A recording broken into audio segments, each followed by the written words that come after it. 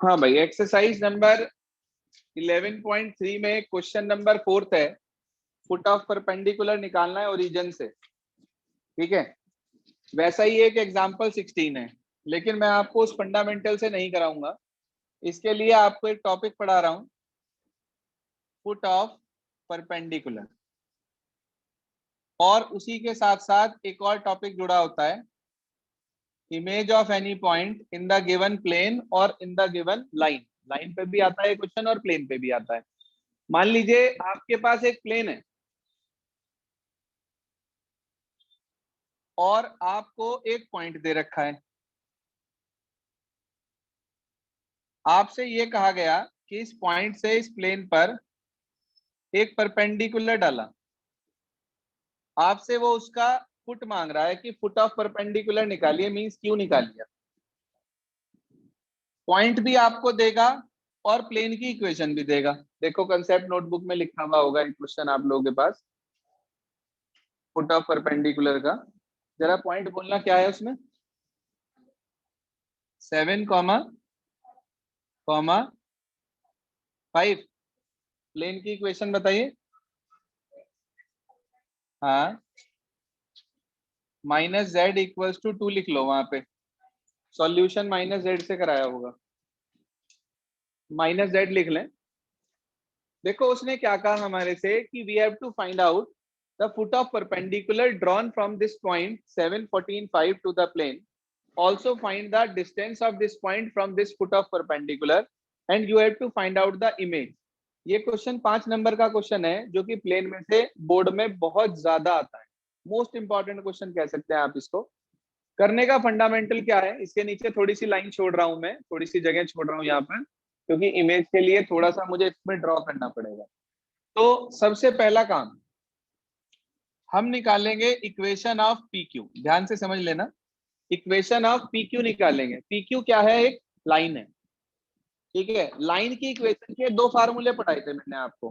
पहला, passing through a point and parallel to any given vector B vector, और दूसरा passing through 2 points. दो चीजें आपको पढ़ा रखी हैं। अब इसमें 2 पॉइंट तो है नहीं जो मुझे दे रखे हो, एक पॉइंट है। तो एक पॉइंट के साथ साथ पैरेलल वेक्टर भी होना चाहिए, पैरेलल कोई लाइन होनी चाहिए जिसके डीआरएस हो मेरे पास। तो अब क्योंकि ये पी क्यू प्लेन पे परपेंडिकुलर है, एक और लाइन ऐसी होती है जो प्लेन पे परपेंडिकुलर होती है। क्या होती है वो? नॉर्मल। क्या होती है जी? नॉर्मल। इसका मतलब ये हुआ कि अगर नॉर्मल यहां पर मौजूद है तो वो नॉर्मल प्लेन पे परपेंडिकुलर है, और ये लाइन भी प्लेन पे परपेंडिकुलर है। इसका मतलब उस नॉर्मल और इस लाइन में क्या रिलेशन होगा? हाँ जी, पैरेलल होगी। बिल्कुल ठीक बात है कि ये पी क्यू उस नॉर्मल के पैरेलल होगी। अब आपके पास पैरेलल जो लाइन है उसके डीआरएस मिल गए, यानी कि नॉर्मल के डीआरएस। बता सकते हैं क्या है नॉर्मल के डीआरएस इस प्लेन की इक्वेशन से? 2, 4, -1। यही जो इसके अंदर कॉफिशिएंट होते हैं एक्स वाई जेड के, यही डीआरएस कहलाते हैं किसके? नॉर्मल वेक्टर के। तो इसका मतलब मैं इक्वेशन ऑफ पी क्यू निकालना चाहता हूं, तो आप कह देंगे x - x1 अपॉन a2 है यहाँ पर, y - y1 अपॉन b कितना है? 4 equals to z - z1 upon c कितना है वो? इसे इक्वल्स टू लेमडा कह दिया मैंने। तो मैं general point on P Q निकाल सकता हूं यहां से। हाँ जी sir, general point on P Q क्या बैठेगा? निकालिए x की वैल्यू।